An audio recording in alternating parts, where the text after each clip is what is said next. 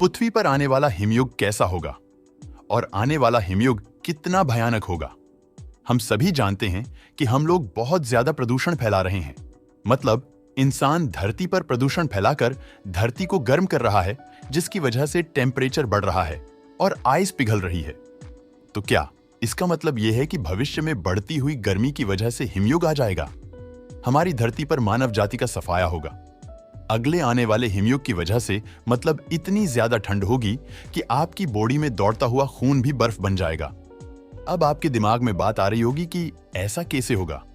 बहुत से लोगों को पता नहीं है कि हिमयुग होता क्या है। बहुत से लोग ये सोचते हैं कि सर्दी के मौसम जैसा होता होगा, ज्यादा से ज्यादा क्या हो जाएगा, बर्फ गिर जाएगी। लेकिन मैं आपको बता दूं, ये कोई सर्दियों का मौसम नहीं है जो कि आएगा और चला जाएगा।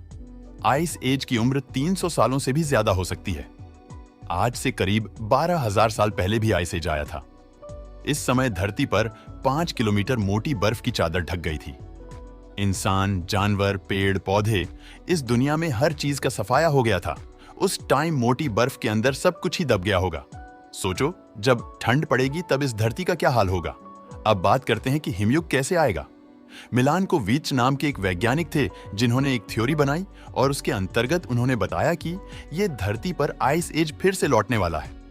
उन्होंने पूरे प्रूफ के साथ इस चीज को बताया है, तो उनकी इन बातों को जरा सिंपल भाषा में समझते हैं। जब धरती अपने अक्ष पर गोल गोल घूमती है, तब जो पार्ट सूरज के सामने होता है वहां दिन होता है और जो पार्ट पीछे चला जाता है वहां पर रात हो जाती है।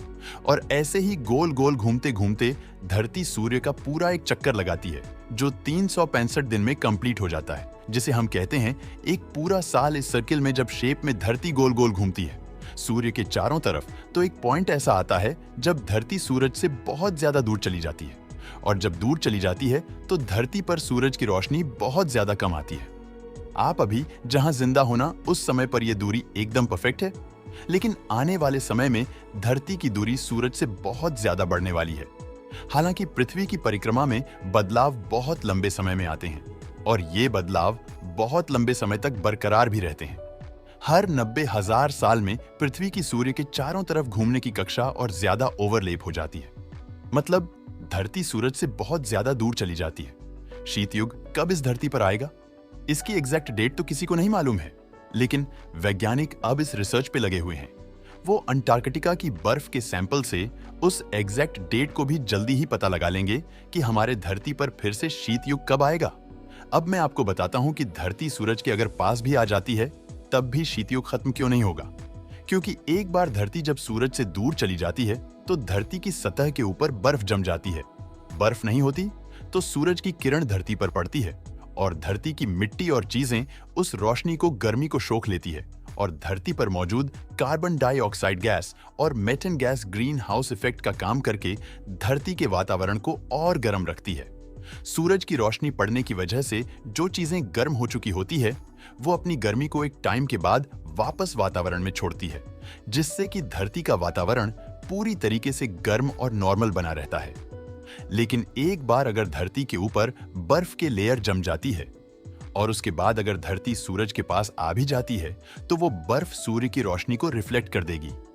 बर्फ कभी भी सूरज की गर्मी को सोखेगी नहीं और जब सोखेगी नहीं तो धरती का टेम्परेचर बढ़ेगा नहीं। दूसरी बात, जब बर्फ जम चुकी होगी तो इसका मतलब ये है कि इंसान और जानवरों का खात्मा हो चुका होगा या उनकी तादाद बहुत कम रह गई होगी, जिसकी वजह से ग्रीन हाउस इफेक्ट क्रिएट करने वाली गैसेस जैसे कि कार्बन डाइऑक्साइड जो आप अपनी सांसों से छोड़ते हो और मीथेन गैस जो कि जानवरों के द्वारा प्रोड्यूस की जाती है वो बहुत ही ज्यादा कम हो जाएगी। तो धरती के वातावरण में ग्रीन हाउस इफेक्ट भी खत्म हो जाएगा और इसकी वजह से ये बर्फ के लिए और ज्यादा ठंडक को जन्म देगी, जिसकी वजह से समय के साथ साथ बर्फ मोटी होती चली जाएगी। और 1 साल के अंतराल में जब धरती वापस सूर्य से बहुत दूर जाएगी तो धरती पर इतनी ज्यादा ठंड होगी कि अंतरिक्ष में से देखने पर धरती आपको एक छोटी सी आइस बॉल की तरह दिखाई देगी। इस आइस एज का अंत होगा करीब 70,000 साल के बाद, जब धरती का जो पैटर्न है वो चेंज होगा और वो लगातार सूरज के पास चक्कर लगाएगी, तब जाकर ये बर्फ पिघलेगी। लेकिन तब तक तो इंसानों का और दुनिया की सारी प्रजातियां का नामो निशान मिट चुका होगा। वो सब बर्फ के अंदर जिंदा जम चुके होंगे। धरती पर बहने वाली कोई नदी होगी, पानी जम चुका होगा ना, पेड़ पौधे होंगे, ना जानवर होंगे, ना खेती होगी, ना मिट्टी बचेगी। तो इसका मतलब ये है आपके बचने के कोई चांसेस नहीं है, क्योंकि आइस एज में -60 डिग्री सेल्सियस का तापमान एक नॉर्मल टेम्परेचर होगा। केवल कुछ बैक्टीरिया सरवाइव कर पाएंगे इस धरती पर, जो फिर से मानव जाति या दूसरे जानवरों की उत्पत्ति का कारण बनेंगे। अभी तो हालात ये है कि ग्लोबल वार्मिंग की वजह से मौसम का पूरा चक्र बिगड़ा हुआ है। दोस्तों, वीडियो पसंद आया हो तो लाइक और शेयर करें